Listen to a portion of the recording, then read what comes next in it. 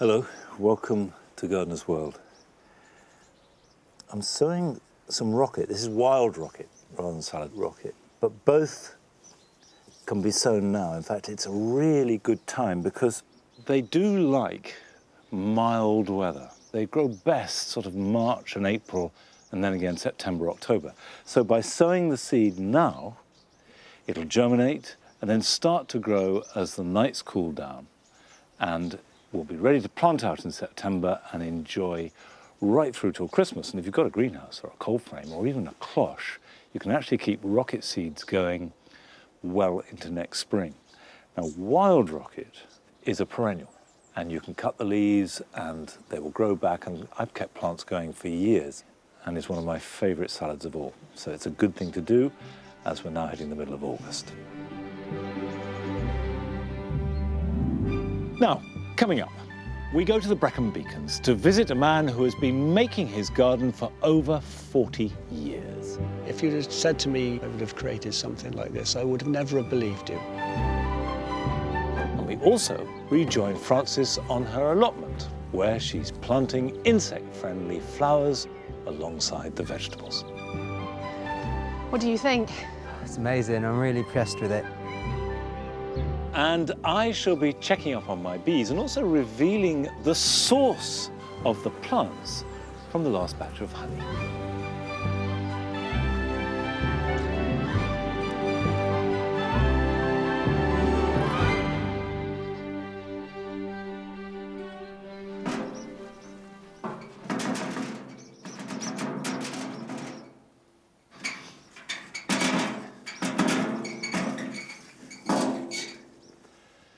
I've let this strip of grass grow long, except for a path down the middle.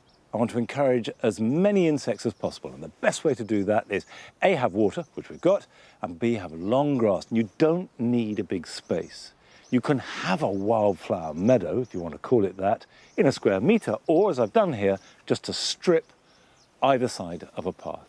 And into that, I've been planting bulbs and also herbaceous perennials, as well as sowing seed. But if you want a wildflower meadow, you have to manage it like a meadow. And essentially that means letting it grow long until mid or late summer, and then cut it. And you'll know when. It's when it starts to look a little bit raggedy. And at that point, cut it right to the ground.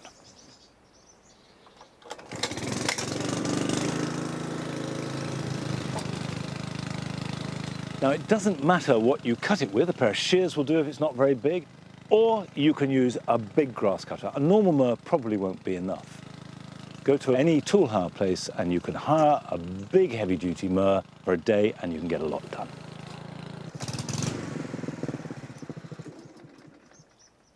When you cut long grass, and whatever you cut it with, inevitably you'll find that after the first pass, quite a lot of it has lain flat, and you start to rake it up and there's a lot of grass left there. So don't worry about that. You will need to cut it twice, sometimes just occasionally, if it's really thick stuff, even 3 times. But the important thing is that you rake it up. You mustn't leave any grass on the ground. The reason for that is because it will rot down, feed into the soil, and the plant that will benefit most is more grass. And very quickly, grass can compete. What? What are you doing? I'm talking to the nation.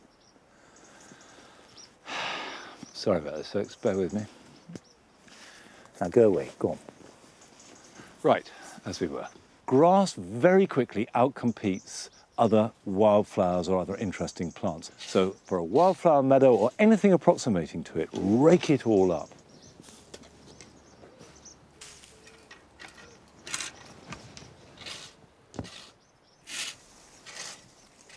Now you can see I'm scratching away and causing dust to fly, which shows there's a lot of bare soil. And the reason I want that is because I want the seeds I'm about to sow to make contact with soil.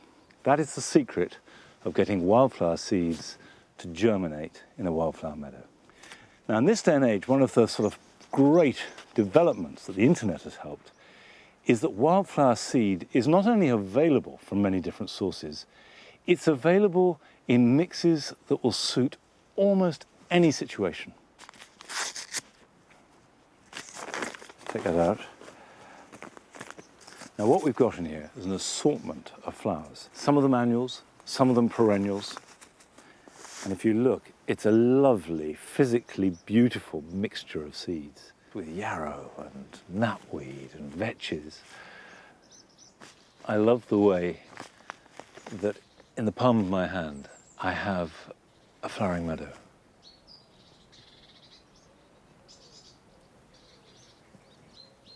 It's a big mistake to sow it too thickly. You'll gain nothing. Divide it up and sow the seed thinly.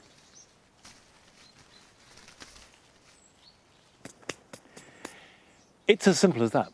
Just sprinkle a few seeds and make sure they have contact. And if you want to mow this every week so it reverts to lawn for the rest of summer, that's fine. It'll do no harm at all.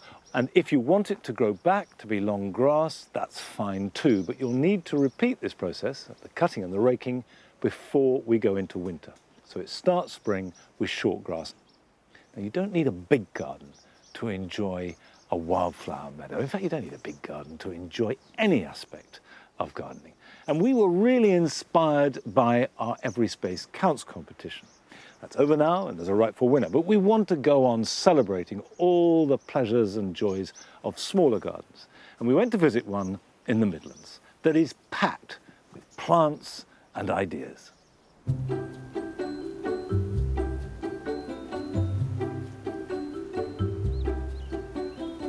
My name's Paul. I live in a small village north of Birmingham. We moved into the property in 2015. When we moved in, the garden was pretty unloved. There was a small shed at the top corner. There was a few shrubs and the odd tree. I had this old conservatory base that we had to take out, so that was the first thing we did. And then I took the old shed out, the shrubs, and basically I stripped the whole garden to a blank canvas. Then I realised that the soil quality was really, really poor. So I had 15 tonnes of really good quality topsoil brought in, which they dropped on the drive at the front, and I had to wheelbarrow through, and it took me at least, I think it was about 4 days to do it. So the design, I started with a patio, which was a half-moon shape, and I've tried to replicate that through all the borders, and also with the grass, and it sweeps around the house, and also with the arbours. I've built those myself from scratch. They're a bit of an unusual shape, but I think they work quite well in my garden. I've always been interested in cottage-style gardens, which I've tried to create myself here. I've got a massive range of different sorts of perennial plants, and I haven't got a theme with a colour. I like to mix all the colours up. Probably my favourite plants are Thalictrum. I have about 7 varieties in the garden. My 2 favourites would be Thalictrum Ann and Thalictrum Elin, which grow really tall, and I feel that tall plants in a very small garden work really well. I've got my dahlias. I also grow quite a few sanguisorbas, which are an amazing plant, which always drum up a lot of interest when people come to see the garden. I think it's really important to work out what's flowering in the garden and keeping the garden going. So a good tip that I've learned myself is to go around other people's gardens at different times of years and see what's flowering and what's looking good at that time of year, and that's how I've sort of created my garden. At the start of the season we have sort of snowdrops and daffodils. Moving through to the midsummer we have sort of all the sanguisorbas and phloxes, anything you can possibly think of perennials going great at that time of year. And then going off to the back of the year is my dahlias.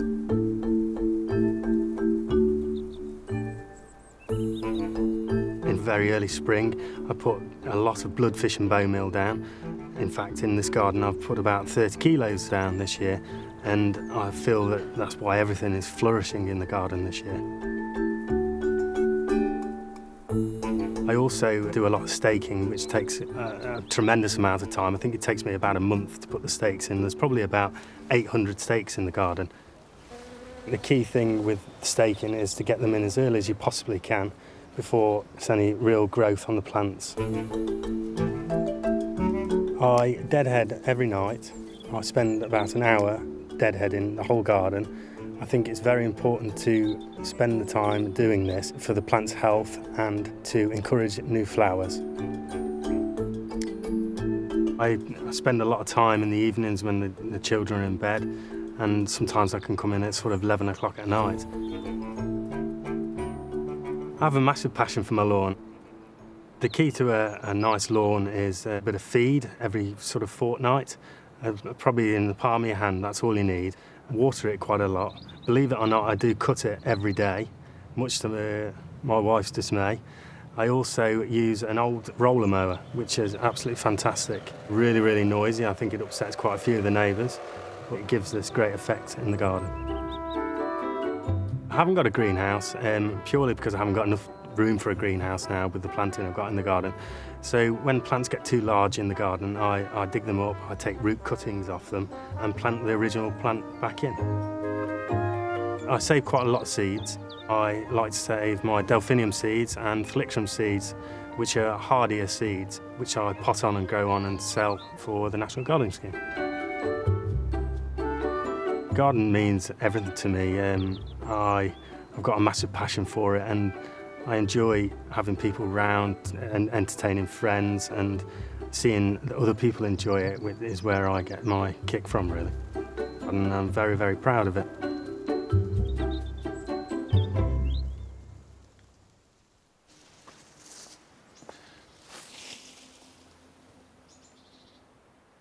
It really isn't the size that matters with a garden. It's the love that you put in and get back from it. But with a smaller garden, you do have to choose your plants carefully.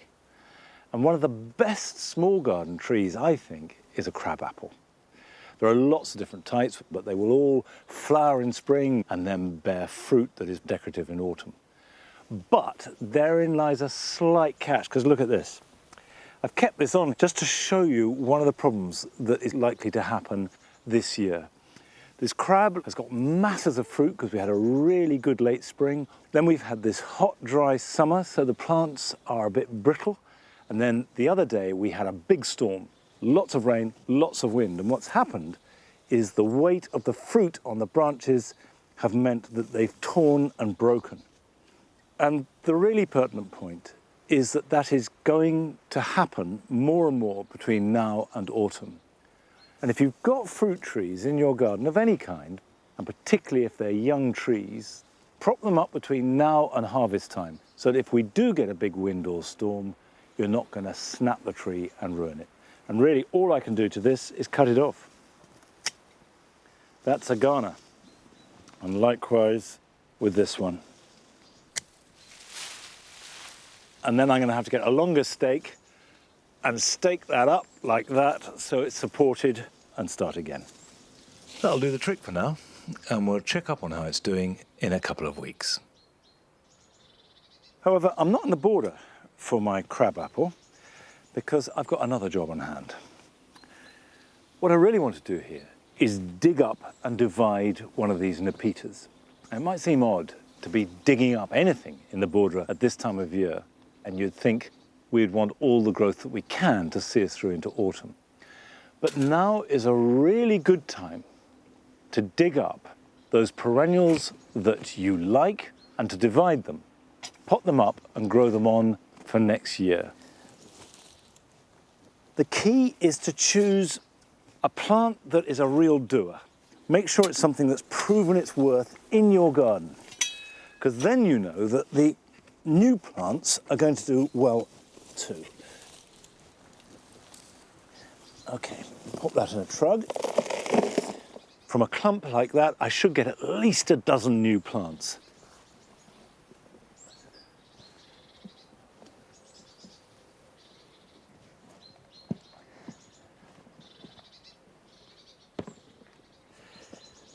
What you will need to do is cut it back. So before I begin, I'm going to take all this top growth off. And that might seem a little radical, but we want to leave as little stress on the roots that remain as possible. Now, some plants divide by cutting them, if they've got fleshy roots. Others will pull apart relatively easily, and Nepeta is one of this group. Right, let's tease that out. The idea with this is to break it down into as small units as you possibly can.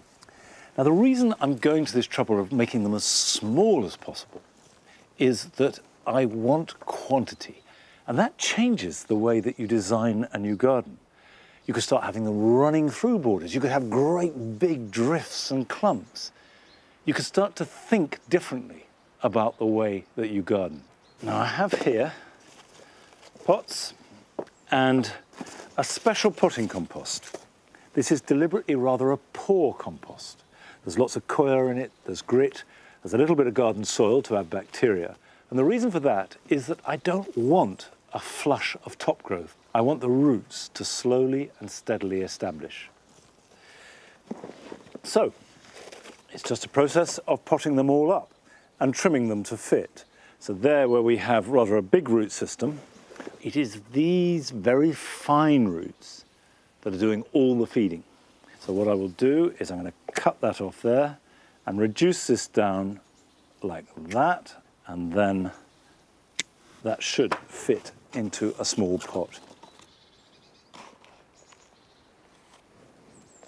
If I just put these somewhere slightly sheltered, obviously water them and keep them watered, they definitely don't need to be in a greenhouse or a cold frame. The roots will establish before winter kicks in, and then plant them out next April and they will take off. And you can do this with almost any herbaceous perennial.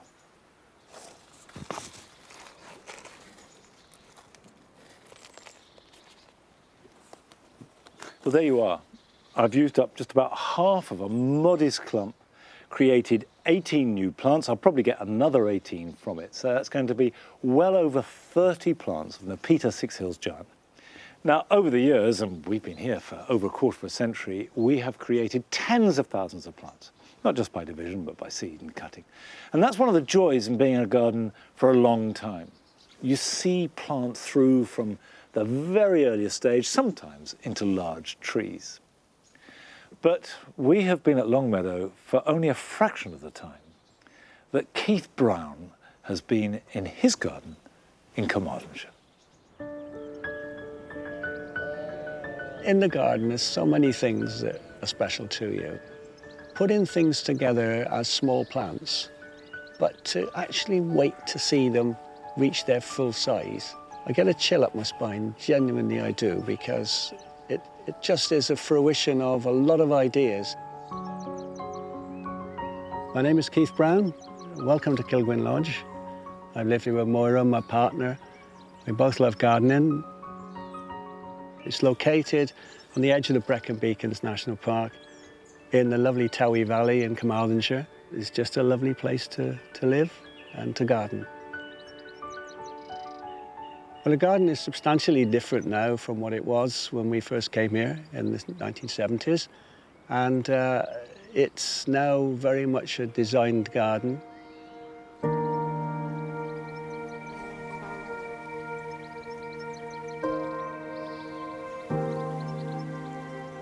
Over the years, we've tried to make it an oasis by planting trees around the perimeter. Some were here already. There's a beech tree that was a sapling when we first came here, and it's now 40 foot tall, and it's one of the star trees in the garden. As you walk down the garden, there's a range of shrubs incorporated in the border design. It's not just herbaceous border, particularly strong on hydrangeas, which are coming into their peak by the end of July. And then as you walk down the garden on a gentle slope, you're walking towards a large water lily pond with a range of native insects and wildlife. I always feel a garden without water is a garden without soul.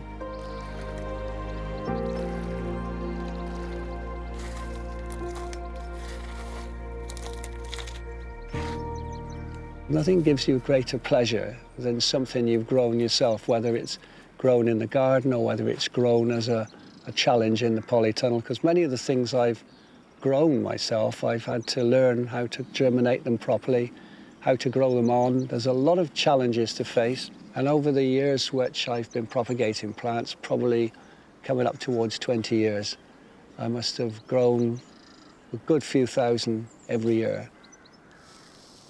Well, this is the nerve centre to the garden. I do a lot of propagation, very often from seed, and it's just magical to grow stuff from seed because you don't know whether it's going to come true to its parents or whether it's going to be something that's never been known before and you'll have something very special. And it can take up to a year or 2 years, and in the case of Cardiocrinum giganteum, the giant Himalayan lily, it can take 7 or even 8 years. When I flowered my first one, I got quite emotional to have grown something like that, and the thrill it gave me to do so. It's probably one of my highlights of my gardening year and my gardening life, and I get that with almost all plants.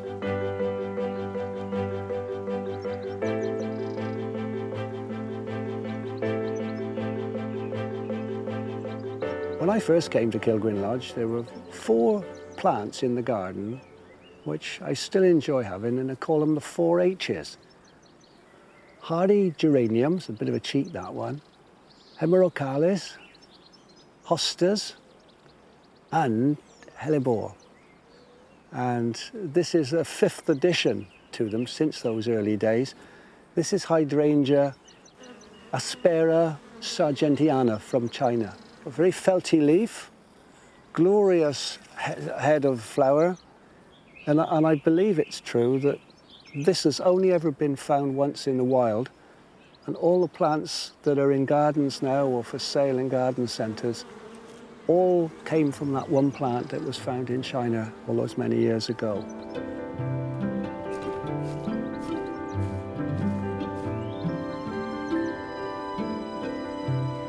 The garden makes me feel pretty proud in a way, really, but not in a show-off sort of way, just the fact that we've put it together ourselves. If you'd have said to me 40 years ago I would have created something like this, I would have never believed you. Gardening's about giving and sharing, I think, and that's hopefully what we've been able to do.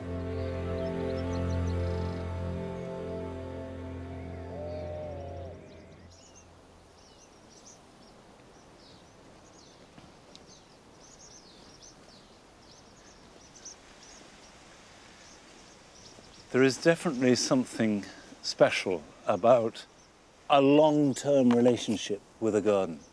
Now, something that has changed in the last 5 or 10 years of this garden is that I have come to love ferns. Before then, I thought they were rather dull and all looked pretty much the same, sort of vaguely green and frondy.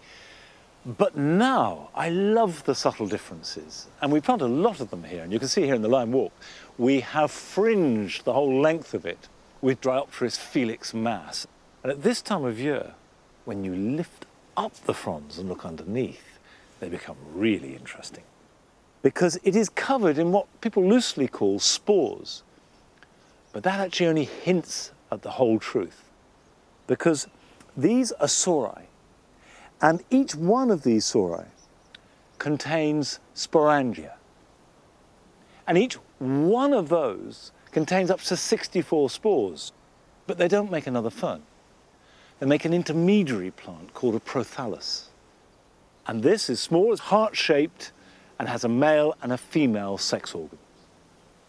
And that will fertilize itself, and then in the fullness of time will throw up a leaf and will be the beginning of a new Dryopteris. And that whole process can take anything from about 6 months to about 3 or 4 years. So it's complicated, it's mysterious, and there is something primeval about it. I always feel that ferns are plants that could have been crushed under the feet of the dinosaurs.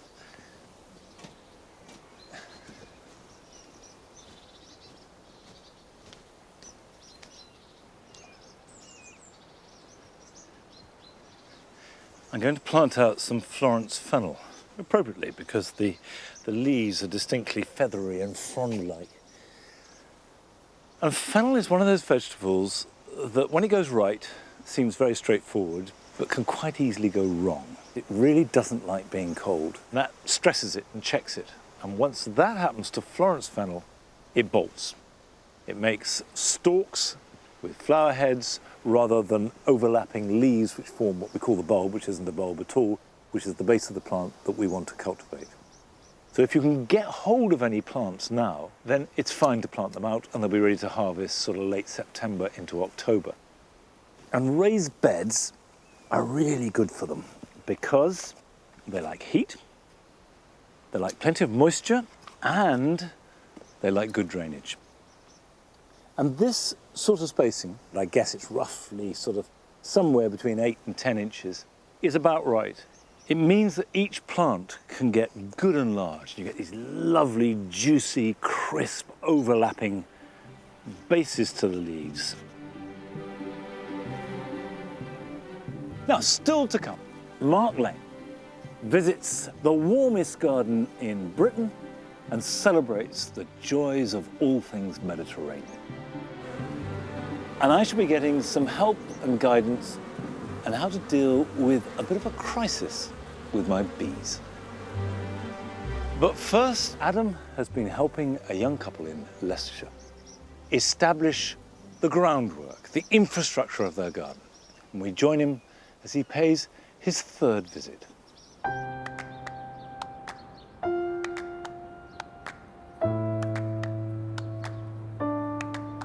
It's been about 2 months since I started working with Amit and Vibhuti to help create a garden for their family. They had been in their new build for about 18 months and were feeling overwhelmed about starting a garden from scratch. The biggest problem was how to reduce the impact of the towering wall and fence at the back of the garden. The new design created a new focus, pulling your eye across the space by adding a second terrace. To kick things off, we lifted the original paving to prepare for the new terraces, plus created 2 distinctive levels. Since that visit, Amit has put in some hard graft, getting in the sleepers for the retaining wall, but he's been struggling with an injured hand, so a few weeks ago I went back to help him with the rest of the landscaping. We laid most of the paving, put in a brick path and built some steps. Now I'm back to finish the job. I tell you what, I'm chuffed to pieces. Yeah, we have done well. I mean, I think today we want to get the hard landscaping done, shall we? Definitely. And if we do really well, maybe start prepping this lawn. Right, come on, let's get on. Come on, come. We're going to start with the upper terrace, and we're reusing the old slabs to keep the cost down. Right, mate, let's get this line set up, and then we can get those last few slabs in, can't we? Yeah. You just tie that off. Is that okay? When laying paving, it really is all in the preparation. Use a line to lay your slabs to. To prepare the ground, put in 100mm of hardcore, which will need to be compacted. Do you know, I still love doing this. I do enjoy it. Is that a bit sad? No, that's good. Is it? Good. Yeah. Then lay your paving on a 6-to-1 mix of sharp sand and cement. Make sure you lay your paving on a full bed of mortar. So what I'm doing to start with is actually just rocking it a little bit in place, which will just start to key it down on that to cement. And then with a mallet, or actually even a back of a lump hammer, you just start to work across the slab to get it down to that final level. Just keep your hand on it, because this sounds a bit strange, but you can actually feel it going down into place. To ensure a consistent pointing gap between the slabs, use tile spacers. There you go. Done. Over by the house, the new grey brick picks up on the existing ones in the wall. Amit's brushing in kiln-dried sand between them, which means the water will still drain through. While he's busy, I'm going to point the lower terrace with a 5-to-1 soft sand and cement mix. So as I'm brushing it in and working it in, making sure that every single crevice is full with the mix. And really this is a soft sand, so it's going right down in those mixes. And at the end of the day, what I'll do is I'll put a very fine mist over the top of that with the hose. And I mean a fine mist, not washing, because obviously then it starts to come out and go all over the paving. And what that mist will do is actually just make this go absolutely solid. The final bit of the landscaping is to create the top of the brick step. I've laid the edges first on a mortar mix, but the middle is laid on sharp sand. And use a screed board to level the sand before I put in the final bricks. The landscaping is all but done. and that feels really good. Now it's time to rotivate the soil and get some organic matter in. Then we can have a chat about plants, and I've brought along some pictures for inspiration. First, we're looking at climbers to cover the back wall. First one we've got there is the clematis, which you see a whole array of flowers. Some of them are spring, some of them are autumn. Jasmine, which is lovely, and that will give you scent.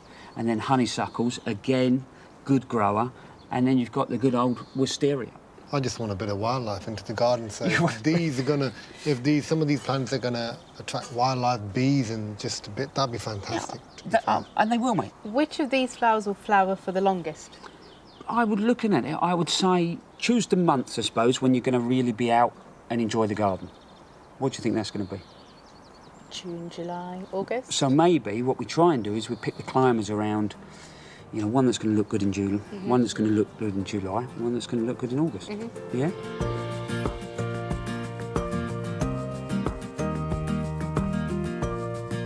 Vibuti and Amit have a huge wall to cover, so they can choose some quite vigorous plants.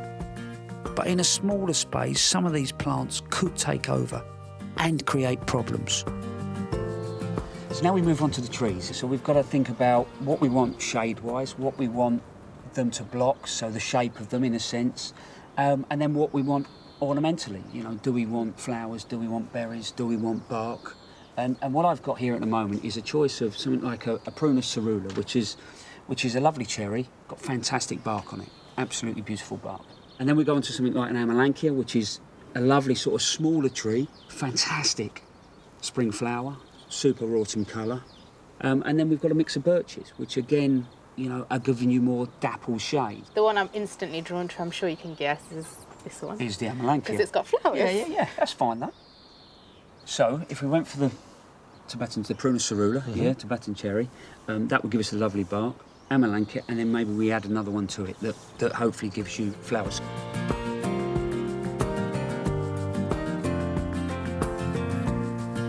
Check the final height of the tree and canopy shape, so it works well in the space, plus really gives you the effect you're after. Some trees can have strong root systems, so make sure they're planted appropriate distance from walls and foundations.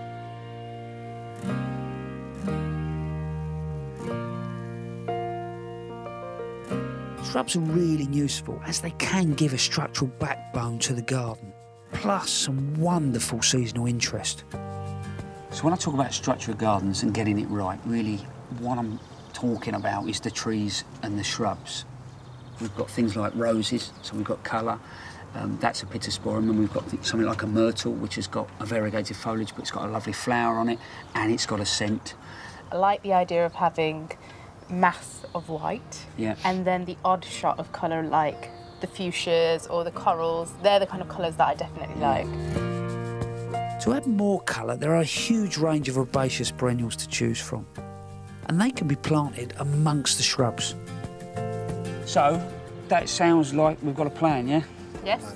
Good. Next time, plant in and get the turf down. Brilliant.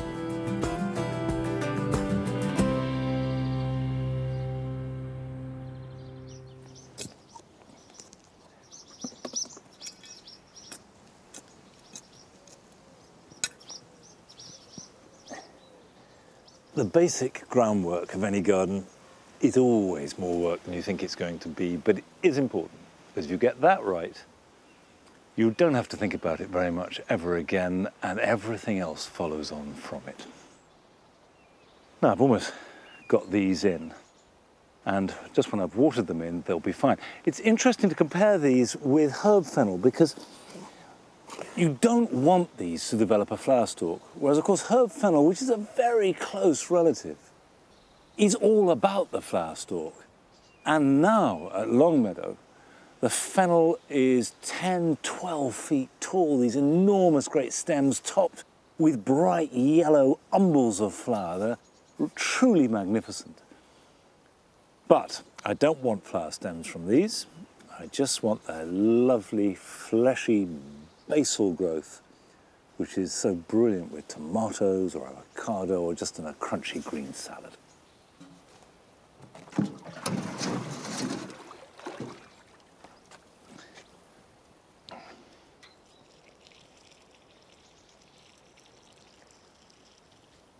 We join Frances on her allotment, where all that hard graft of a wet and muddy spring is beginning to pay dividends. It's been nearly 6 months since Luke and I started on our allotment journey. And in that time, I feel like we've made so much headway. Our allotment started as a patch of claggy clay covered in weeds. And look at it now! We got to work in all weathers, building our raised beds, planting fruit trees, and creating a herb garden. All this during one of the hottest heat waves in living memory. Last time, we decided to put camera traps down to see what kind of wildlife we're working with. I'm really curious to see what creatures we're sharing our allotment with. There's a cat here that just stares right at the camera. Oh, really? Yeah. Oh, something running. Is that another cat? No, maybe it could be a back end of a fox. Very urban wildlife we've got This is going on. very urban wildlife. Ooh, look, it's magpies. Oh, wow. What are they up to? They're on your brassicas. Oh, so it's them that's eating the brassicas? It's them that are eating the brassicas. Oh, I thought it was the pigeons. Well, I think maybe putting some netting up to really keep them out, some robust netting. Birds are always going to be a problem on allotments. There are plenty of ways to deter them, but netting is definitely one of the most effective methods. If you use a net, make sure you pick one with small holes. If they're too big, some small birds could get stuck or tangled up inside. It's nice to see that the old sweet corns are starting to The get cobs haircuts. are forming, Yeah. aren't they? It's brilliant. I mean, it surprised me. We've got this whole plot, and I was like, yeah, there's loads of space, and we're going to grow loads of stuff. But as soon as you start going, OK, well, actually, we can get 3 rows of sweet corn in here, and we can get 4 chickpea plants in there, and all of a sudden you're like, kind of run out of space, and really quickly. And I've actually managed to kind of wiggle myself a little bit more land on the plot. Have you? I don't know if you want to take a look. Yeah, definitely. Brilliant.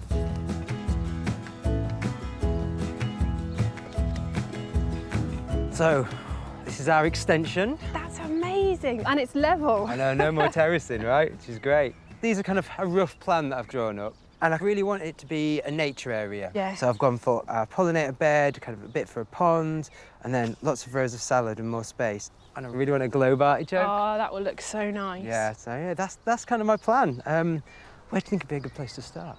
Should we cut the beds out? Let's do it. Cool.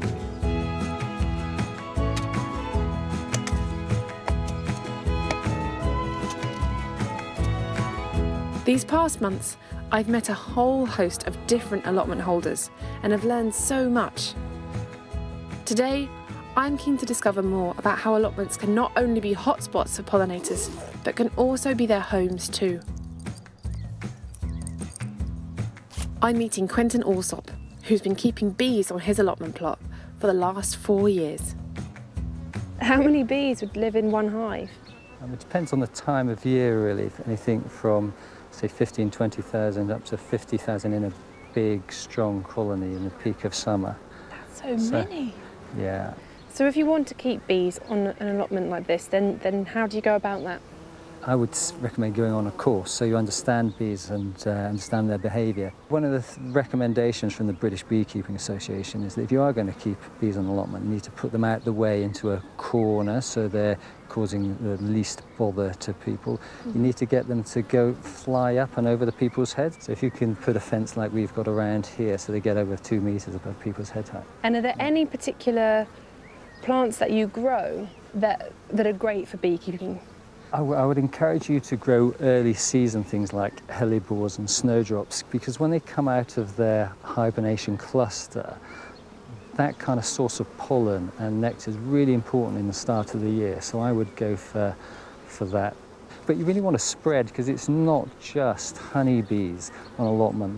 There's one honeybee in the UK. There are 25 bumblebees and 225 different types of solitary bees, and it's really all the other kind of pollinators that you need to be encouraging. Well, I'm going to be planting a lot of flowers, different kinds on the allotment, which has to surely be a good thing for pollinators. Oh, absolutely, absolutely. Make sure you've got a broad spectrum to appeal to all the different types. Fantastic. Well, thank you for showing me these. Shall I put them back to bed? You can do.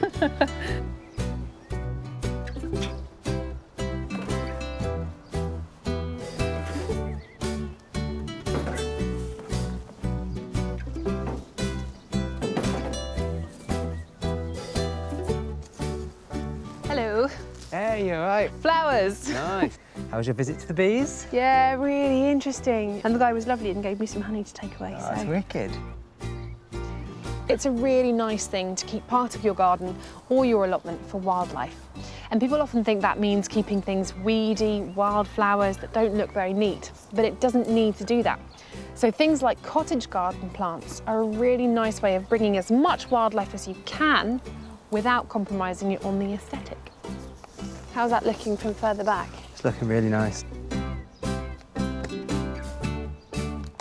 This delphinium is a rather spectacular plant for us, but for bees, it really stands out. This blue and white is like a helipad to draw them in, so it's fantastic for pollinating insects.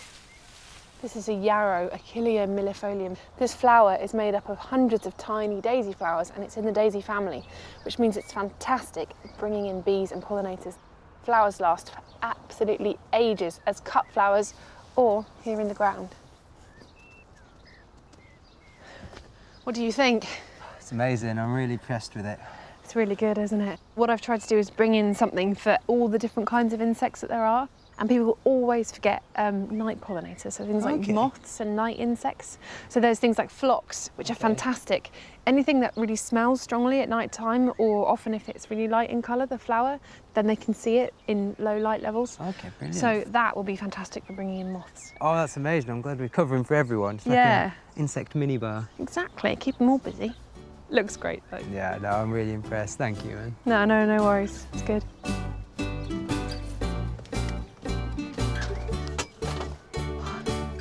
It's been a tough day here, but it's really satisfying knowing that there are now flowers that will bring in pollinators from everywhere, because at the end of the day, an allotment is about produce, but it's also about all the other creatures that come here and use this space.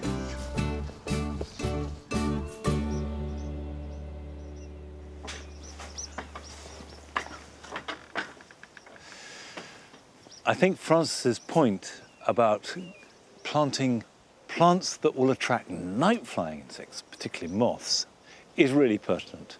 And things like this phlox are absolutely ideal. And of course, they're fantastic for humans too. The phlox, Nicotiana sylvestris, night-scented stock, all have wonderful, rich scent. And as the light fades round about 8:30, 9 o'clock, not only do they start to glow, but also they release that wonderful fragrance. But I confess that I have had a big problem in the last few weeks with one of the most important insects in the garden, and those are the bees. I've got 2 beehives, and one of them, a top bar hive, was really busy and going very well until I noticed about 3 weeks ago there was a lack of activity. And I inspected and looked inside, and there were no bees there at all. They had gone. So I immediately contacted my bee mentor, Gareth, who has guided me through the whole system and instructed me, and asked him to come over and explain to me what might have gone wrong.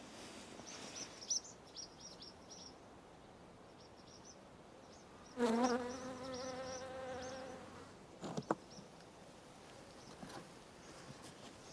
gosh, look at that.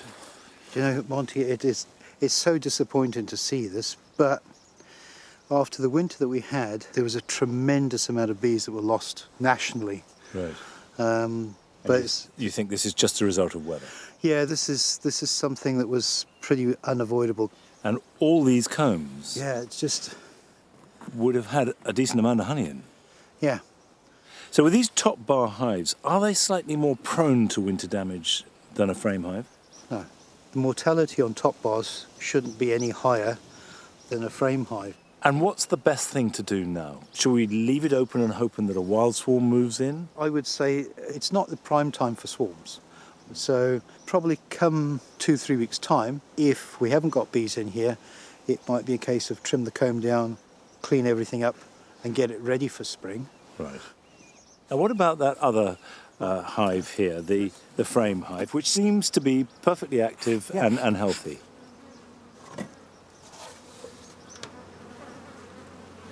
This is such a different setup, isn't it? And there we are.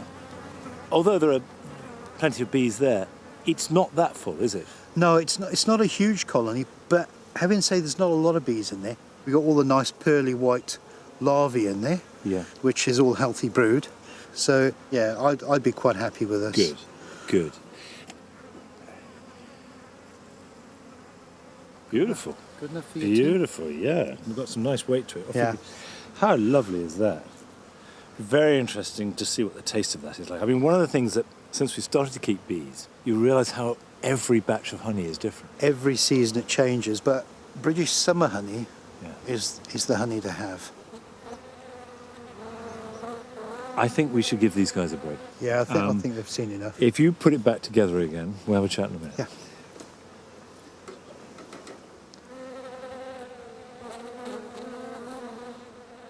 You may remember that last summer I sent off some honey to the National Botanic Garden of Wales to have it analysed to see which flowers had been the source.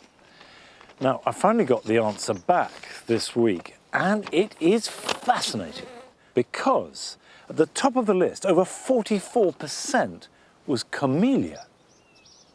And then you have Malus cotoneaster crataegus, which is 12%, Choisia, 11%, and then it goes Prunus, Acer, Quercus, Salix.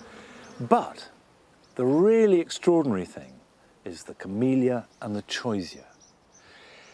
And that's because we hardly grow any camellias, and we only have one Choisia plant. And I was thinking, that can't be, maybe they went to the neighbour's garden. But then Gareth explained to me that with a top bar hive, they could make a bar in a week. So what we sampled was really a snapshot of 1 week in this garden. And I checked up and looked at photographs of the garden when all these various plants were in flower, and that was the middle of April 2017. And there were camellias in flower in the writing garden, there were apples in flower here in the orchard, there was a Choisia in the wildlife garden. So in fact, all the flowers nearby to the hive, they gorged on. And then as the flowers finished, they moved on. And this summer, we have all noticed in our gardens that the plants the bees have been most attracted to have been those that have enjoyed most sunshine. And Mark Lane has been to the Isle of Wight to follow that sun.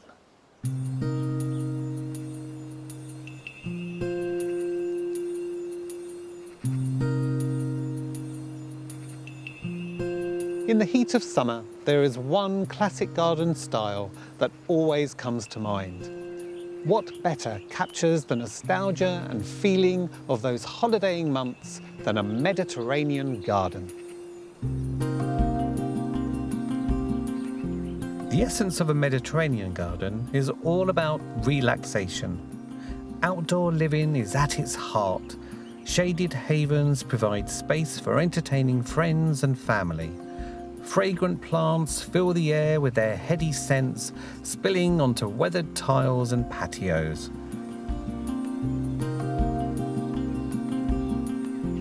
Today, I've come to Ventnor Botanic Gardens on the Isle of Wight, one of the best examples of a Mediterranean garden in the UK.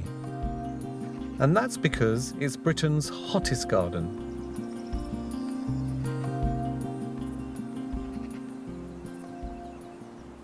Chris Kidd is the very lucky curator in charge.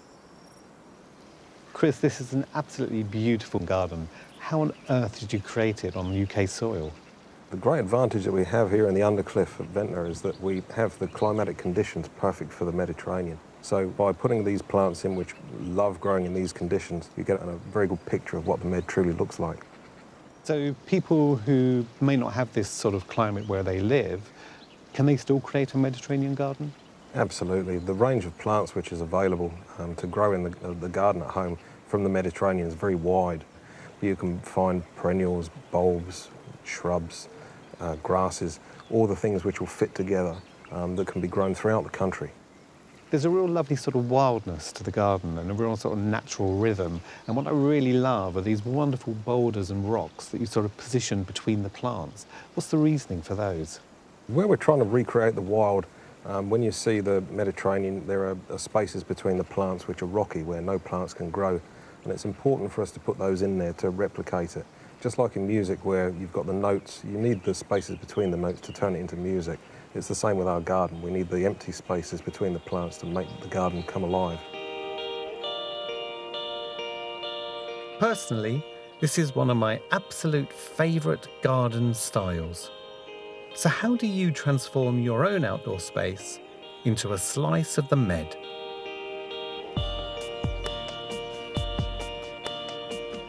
In the Mediterranean, the garden is part of long-standing family traditions. It's all about living al fresco. So get in the mood for eating, socialising and just relaxing in the great outdoors. And find yourself a perfect spot for a little seating area or a small patio. And then why not add height with a pergola and real verdant planting for that shady corner. And you'll soon be feeling that wonderful Mediterranean vibe. Hard landscaping is a key element of this style, so it works brilliantly for anyone averse to lawn maintenance. Grass can be replaced with easygoing gravel or paving, imbuing the garden with a range of warm, natural tones.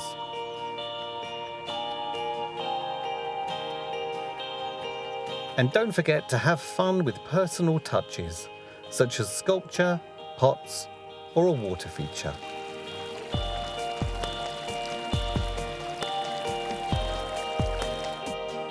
Do think about the conditions. Mediterranean plants love really well-drained soil, but you can use plenty of grit or sand to help with this. So the success or failure of your Mediterranean style is down to the choice of plants that you make. So here's my guide to the VIPs, the very important plants that you'll need to get going.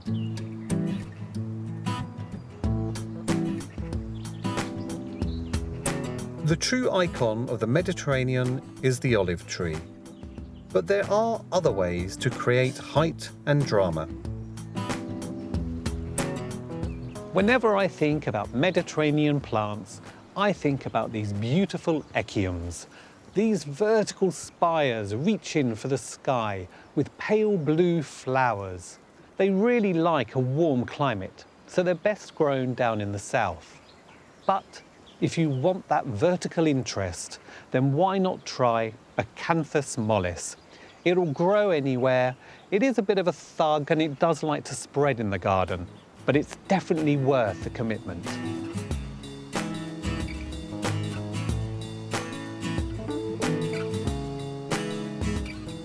Inject a zing of colour into your scheme. Salvia is another fragrant plant, and these delicate flowers add a kaleidoscope of colour. But my absolute favourite is glorious lavender. There are now so many different varieties, you're guaranteed to find one that suits your garden and your conditions. And of course, the best thing of all, bees absolutely love it.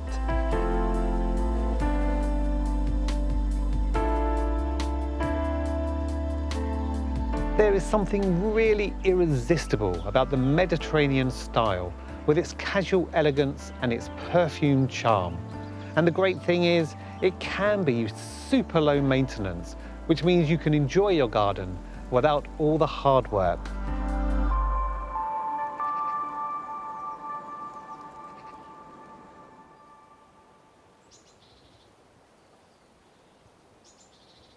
Well, if ever there was a summer to enjoy the pleasures of Mediterranean gardening, it's been this one. And some plants in the garden have performed better than they have done for years and years. And basil is absolutely one of them. I grow it normally in my greenhouse. And I get really good results from the heat that it gets under glass, and we then make it into pesto. I also always sow some outside, but it never does very well. It tends to get leathery and yellow when it gets cold, and then the taste goes. Well, this year, this summer, the outdoor basil has been as good as, if not better, than any I've grown indoors. We've got a great big bed of it against the greenhouse. I've grown some in the trough here, and it has loved every minute of the blazing sun. And if you cut it just above a leaf, fairly near the base, there's a real chance that you'll get regrowth and maybe another crop. Well, that should be enough to make a really good batch of fresh pesto. But if you don't grow basil and you don't want to make pesto, here are some other jobs you can do this weekend.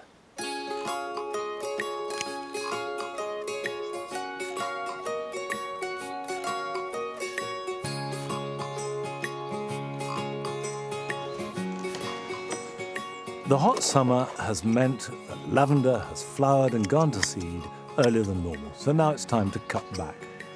Cut back hard, but not right into old wood. And then the regrowth will have time to harden off before the cold weather begins.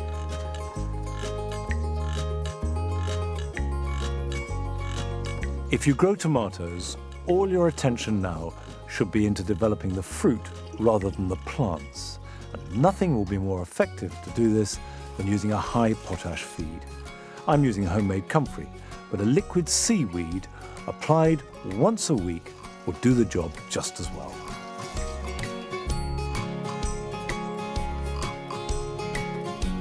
Cane fruits such as raspberries and tayberries have finished their summer crop. They bear their fruit on the previous season's growth. So all these old fruiting canes can now be cut back down to the ground. And then the new green growth that is left behind can be tied in and pruned accordingly, so it is ready for the winter and to carry next year's harvest.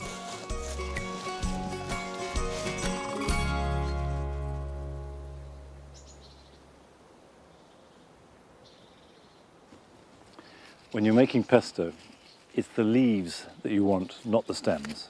And there is no magic recipe to pesto. Every family, in Italy certainly, had its own version.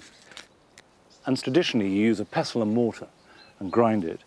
And what we do is fill a kitchen mixer with leaves, add a couple of cloves of good garlic, and add some parmesan and pine nuts, and then give it a whiz. And when it's mixed, start to drizzle in some oil, and you'll need quite a lot. And that's it. It's fantastic with pasta or with potatoes, and it freezes really well. But I have to say, at this time of year, it's a treat to eat it absolutely fresh. Well, that's it for today. So, till next Friday, bye-bye.